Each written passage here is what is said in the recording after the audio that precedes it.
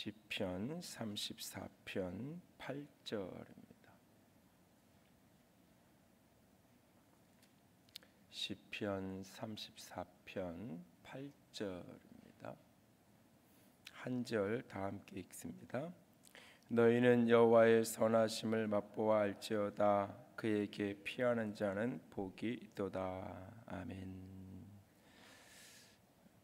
인생을 살아가면서 어떤 순간에는 내가 이렇게까지 하면서 살아야 되나 하는 그런 생각이 밀려올 때가 흔하진 않아도 그런 때가 있습니다.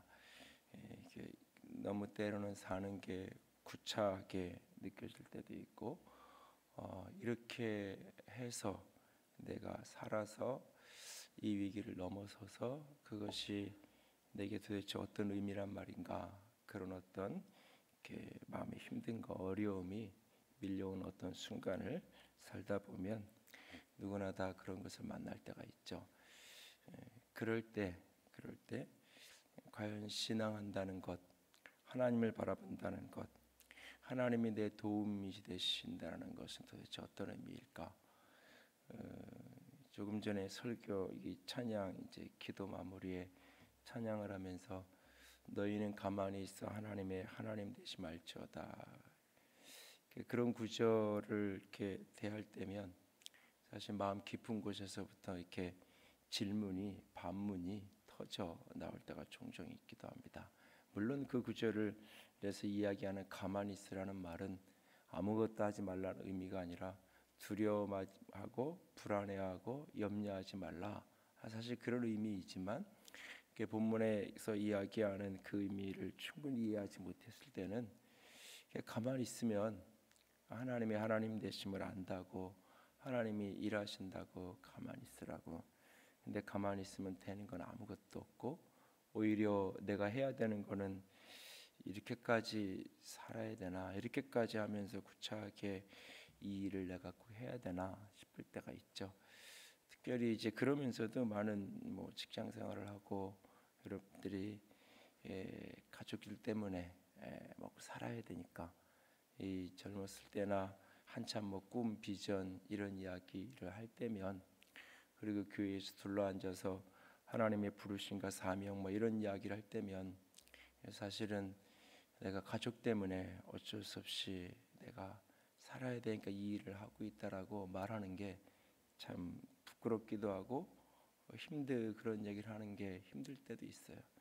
그러나 사실 우리가 사는 많은 이유는 사실은 수 없는 날 사표를 넣고 집어던지고 뛰쳐나오고 싶어도 나도 누구처럼 멋있게 그냥 큰 소리 한번 치고 위에 사장에게 팀장한테 한번 그냥 들이받고 그러고 나서 이렇게 뛰쳐나와서 내가 여기 아니면 갈 데 없냐고 멋있게 하고 싶은데, 그리고 또 젊을 때는 한두 번 그래본 적도 있는데 그러고 나서 다시 취직하려니까 그만한 직장 가는 것도 쉽지 않고 그런 경험을 한두 번 하고 돌아서 생각하면 가족들, 아이들 생각하면 또 내가 잘못한 게 하나도 없어도 내가 억울해도 또 잘못했다고 고개 숙이고 한 번만 좀 봐달라고 이야기하고 그래가면서 또 그 자리를 유지하고 삶을 살아야 될 때가 있어요.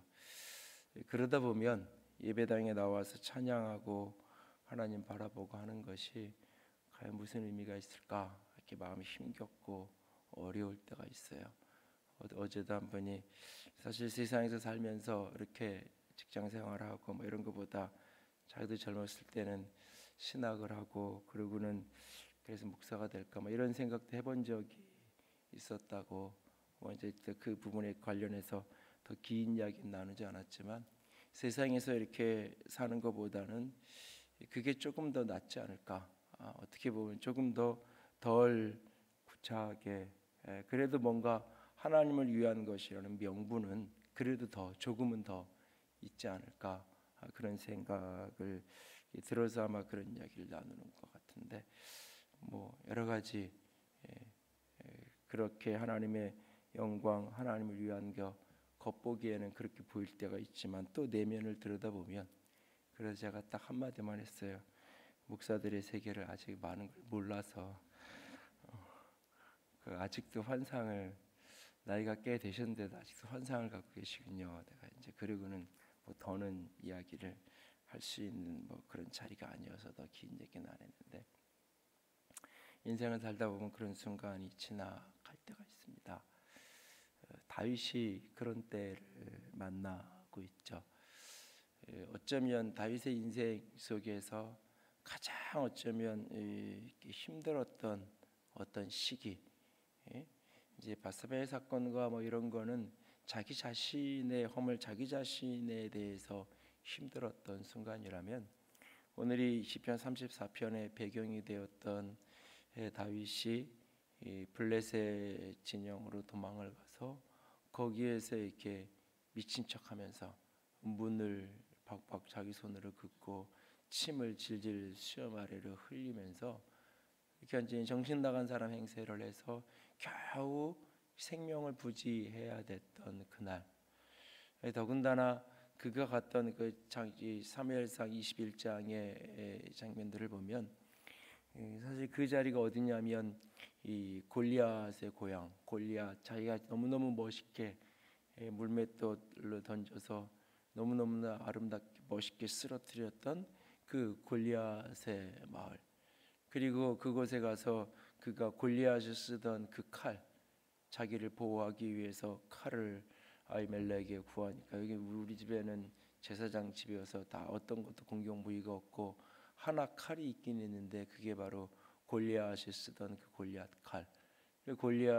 다윗은 골리앗을 물리칠 때도 칼이 없었잖아요. 물맷돌을 맞고 골리앗이 쓰러졌을 때 가서 골리앗의 칼을 빼서 사실은 골리앗을 죽이거든요. 바로 그 골리앗을 찔렀던 그 칼 있다고, 이것도 괜찮겠냐고, 그거라도 그러면 달라고. 그리고는 그 칼 하나 차고 블레셋 진영 깊이 들어간 거죠. 적의 적은 내 편이라고. 지금 이스라엘하고 블레셋하고 적대 관계고 이스라엘의 리더가 사울이고, 그 사울이 지금 나를 죽이려고 하니까 적의 적은 내 편이라고 블레셋 사람에게 피하면 사울과 적대 관계에 있는 대상이니까, 사울이 자기를 죽이려고 하는 대상이니까 블레셋에서 내가 보호를 받을 수 있겠지, 그런 어떤 생각. 사실 그 판단 자체가 지극히 어리석은 거였지만 그 판단으로 블레셋 진영으로 들어가죠.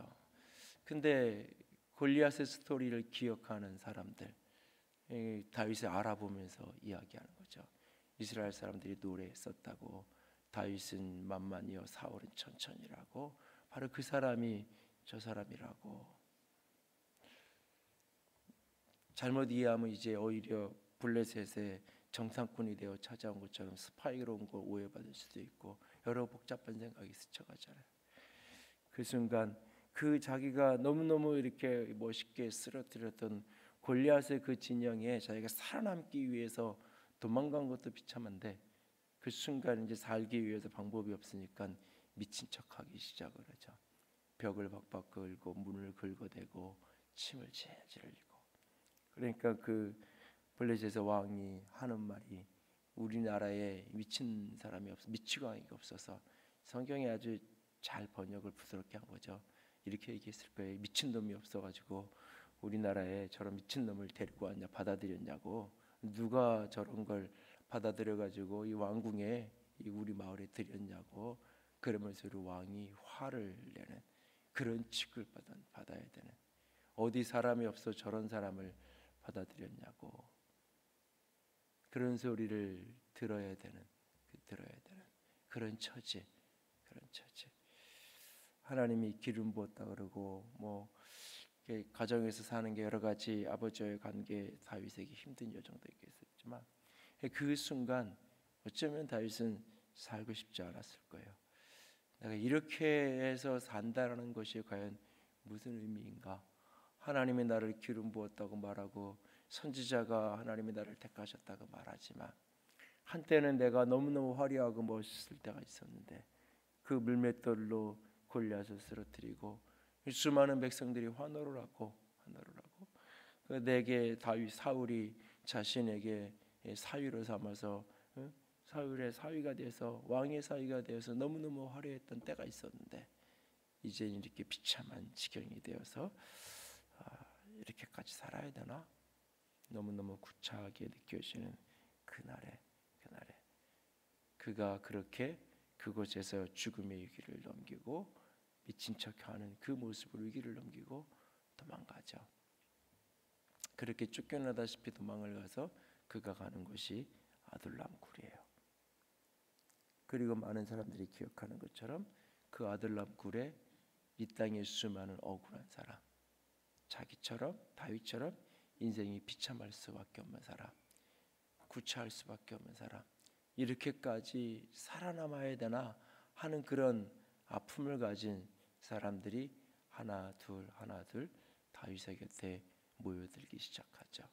그때 그 아둘람 굴에 모여들었던 그 사람들, 그들이 오랜 세월이 지난 다윗의 또 다른 생애의 기록 속에 보면 다윗의 용사들의 이름으로 다윗과 함께 다윗의 왕국을 세워갔던 위대한 용사들, 위대한 전사들의 목록에 바로 그때 만났던 그 사람들이 다 올라가는 것을 보게 되죠. 그렇게 비참하게 이렇게까지 살아야 되나 했던 그때 만났던 사람들, 그때 아둘람 굴에 엎드려져 있을 때 찾아왔던 사람들, 그 사람들이 다윗의 왕국을 세우는 위대한 동력자가 되고 위대한 인물이 되는 것을 보게 돼요. 어쩌면 오늘 이 본문의 시편은 그날 그 아둘람 굴에서 그 비참한 지경을 지난 후에 내가 진짜 여기서 이렇게 살아야 되나, 그 아둘람 굴 깊은 곳에 어쩌면 홀로 있을 때, 홀로 엎드려져서 사무엘상 21장에 그는 늘 홀로였고 22장에 가면 아둘람 굴 이후에는 그는 늘 이제 그때 만났던 그 사람들이 함께하면서 도망을 가도 그러면서 이제 같이 가게 되는 것을 보게 되는데, 그날 아마 그 사람들이 몰려 찾아오고 하나 둘 자기 옆에 사람이 붙어지기 이전에 홀로 거기에 남아있는 그날에 내가 살아야 될 이유가 뭘까? 내가 이 시간을 견뎌내야 되는 이유가 뭘까? 어쩌면 그날에 엎드려져서 지난 생애를 돌아보고 하나님 앞에 씨름하던 그날에 지은 노래, 그날에 했던 고백이 이 시편 34편일 겁니다. 1절에 그는 이렇게 말합니다. 내가 여호와를 항상 송축하며 내 입술로 항상 주를 찬양하리이다. 그런 처짐에도 불구하고 나 하나님을 송축하겠다고. 여기 송축한다라는 이 단어가 축복이라는 단어, 복이라는 단어하고 같은 단어예요. 이게 아랫사람이 윗사람에게 이 바라크라는 동일한 단어인데, 이 단어가 아랫사람이 윗사람에게로 사용되어지면 송축하다, 높이다, 찬양하다 이 표현이 되고, 위에 사람이 아랫사람에게로 사용하면 복을 빌다, 축복하다라고 하는 의미의 단어예요. 바로 그 순간, 바로 그 처지에 그가 이 복이라는 단어를 떠올리고 있어요. 전혀 복받은 인생하고 거리가 없는, 전혀 복받은 인생이라고 말할 수 없는, 너무너무나 비참한, 하나님은 도대체 어디에 계시는가 싶은 그날에 그는 하나님을 축복해요. 하나님을 송축해요. 하나님을 노래해요. 그리고 2절에 내 영혼이 여호와를 자랑하리니 하나님을 자랑하겠다라고 말해요. 그 하나님의 위대하심이 나를 지키고 나를 붙들고 있다라고 그런 고백합니다. 그런 흐름 속에서 오늘 8절에 너희는 여호와의 선하심을 맛보아 알지어다. 그에게 피하는 자는 복이 있도다라고 말하고 있어요. 어쩌면 여기에서 얘기하는 너희는 그 아둘람 굴에 하나 둘 세상에서 비루하고 세상에서 비참하고 억울하고 빚지고 이렇게 모여들었던 그 사람들을 향해서 다윗이 이야기를 하는 거예요. 다윗이 왕이 돼서 성공해서 사람들에게 나도 그렇게 힘든 때가 있었다고, 나도 그렇게 어려운 때가 있었다고, 근데 하나님이 이렇게 회복시켜서 나를 이렇게 왕의 자리에 오게 하셨고 이렇게 하셨다고, 하나님이 선하신 분이라고 견디고 이겨내면 하나님이 반드시 당신을 축복하실 거라고, 성공의 자리에서 그가 이 이야기를 하는 게 아니죠. 그 아둘람 굴에 홀로 숨어 들어가 있는 그 사람, 또 다른 누군가가 찾아와서 그를 향해서, 아주 쉽게 얘기하면 노숙자원들이 모여있는 어느 지하철역 어디엔가 그렇게 혼자 이렇게까지 내가 살아야 되나 싶어서 주저앉아 있는데 나랑 비슷한 처지에 누가 신문 하나 들고 옆에 와서 앉아 있는 거예요. 이렇게 저렇게 말을 시키고 이야기를 하기 시작하는 거예요. 그에게 얘기하는 거예요. 너희는 하나님의 선하심을 맛보아 알라고. 여호와께 피하는 자는 복이 있다고. 여호와께 피하는 자는 복이 있다고. 하나님께 피하는 자, 하나님을 의지하는 자, 그는 부족함이 없다고. 9절에 너희 성도들아 여호와를 경외하라. 그를 경외하는 자에겐 부족함이 없다. 젊은 사자는 궁핍하여 줄일지라도 여호와를 찾는 자는 모든 좋은 것에 부족함이 없으리로다. 이 구절만 띄워놓고 보면 너무 좋은 구절인데 젊은 사자, 아주 용맹하게 힘이 있는 사자도 먹잇감이 없어가지고 아무리 내가 힘이 있어도 먹잇감이 있어야 사냥을 하죠. 먹잇감이 없어가지고 굶주릴 수밖에 없는 그런 일이 혹 벌어져도 하나님을 찾는 자는 부족함이 없을 거다라고 이야기하고 있어요. 손에 아무것도 없는데 모든 것을 다 잃어버린 상황인데 그는 이 고백을 하고 있어요. 오늘 그렇게 그는 하나님을 바라보고 있어요. 여호와께 피하는 것이 복이라고 말합니다. 사방 어디에도 나를 돕는 이가 없고 사방 어디에도 하나님의 역사가 다 단절된 것처럼 여겨지는 그 순간 하나님은 여전히 선하신 분임을 믿을 수 있기를 원합니다. 그 순간 여전히 하나님께 피할 수 있는, 하나님의 도움을 구할 수 있는 저와 여러분이 될 수 있기를 원합니다. 마음이 상한 자를 하나님이 가까이 하신다라고 오늘 다윗은 고백합니다. 여호와께 피하는 자가 결코 벌을 받지 않을 것이라고 오늘 우리에게 말씀하고 있습니다. 하나님이 나의 도움이요 나의 피난처가 됐다는 그 고백은 인생이 성공한 사람들이 하는 노래가 아닙니다. 세상의 권세와 명예와 부를 다 준 사람이 하나님이 나의 보호자가 되었다라고 노래하는 것이 아닙니다. 사방 어디에도 아무런 보호자가 없는 그 순간 이렇게까지 비참하게 이렇게까지 비루하게 때로는 살아야 되는가 싶은 그런 생각이 밀려오는 그날에 아니 하나님이 나와 함께 하셔. 아니 나는 그래서 내가 의지할 바는 내가 찾을 바는 내가 피할 수 있는 곳은 오직 하나님밖에 없어. 하나님밖에 없어. 다윗은 그날 처절하게 어쩌면 깨달았을 거예요.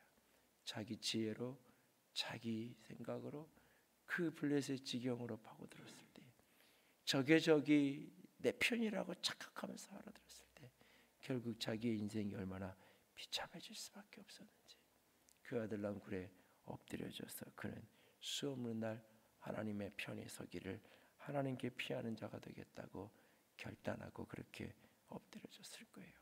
그리고 하나님은 그의 도움이 되어 주셨고 하나님이 그의 도움이 되어 주셨고 그의 피할 바가 되어 주셨다는 것은 하루아침에 그를 영광스럽게 한 것이 아니에요. 하루아침에 사울이 급사하고 그가 왕의 자리에 오른 것이 아니에요. 한 사람 그와 같은 연약한 사람들, 힘없는 사람들 한 사람씩 하나님이 붙여주기를 시작합니다. 그리고 그 어려운 시절을 같이 지났던 사람들이 그 가장 인생의 고단하고 고통스러운 시절을 함께했던 사람들이 가장 위대한 동지가 되어 주었고 다윗의 오른팔 왼팔이 되어서 그 수많은 전장을 함께 누비는 인물들이 되었던 것을 보게 됩니다. 오늘 주께서 우리를 그렇게 붙들어 주실 것입니다. 여호와의 선하심을 맛보아 알지어다. 그에게 피하는 자는 복이 있도다 라고 말씀하십니다. 오늘도 주님께만 피하고 주님만을 바라볼 수 있는 저와 여러분이 될 수 있기를 원합니다.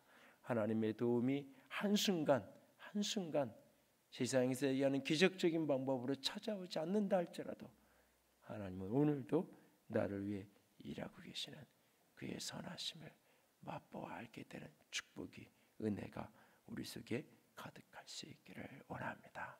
그 하나님을 기대하면서 오늘도 그분에게 피하고 또 피하고 주님만을 바라볼 수 있기를 주님의 이름으로 부탁을 드립니다. 함께 찬양합니다.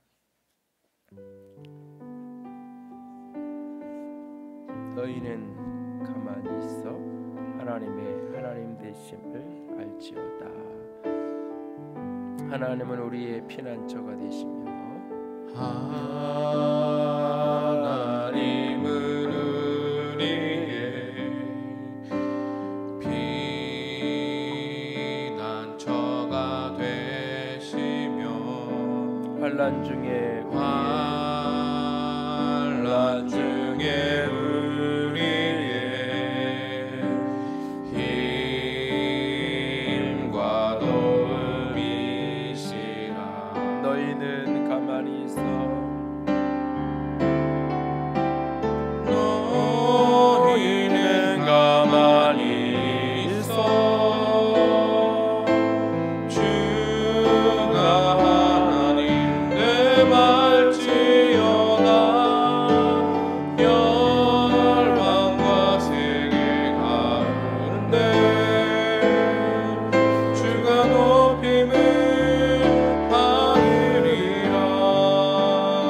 하나님은 우리의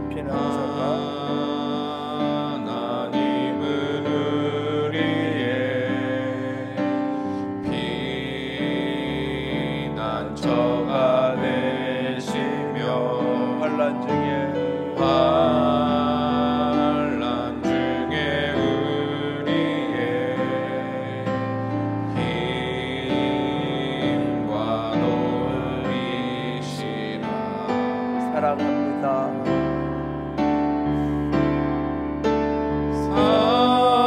사랑합니다 내 아버지. 찬양합니다 내 온맘 다하여. 선포합니다 예수 그리스도 주님 오심을 기다리며.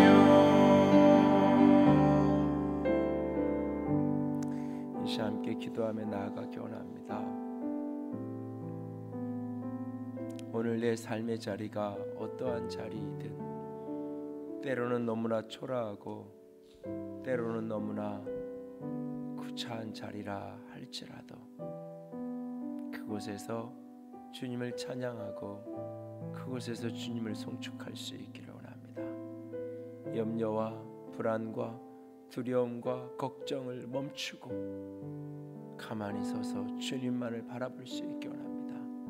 주님만이 나의 피할 나의 도움이 되심을 믿음으로 바라보면서 주님 내가 주 앞에 섰습니다. 주님 나의 의지할 바는 나의 피할 바는 오직 주님밖에 없습니다. 고백하며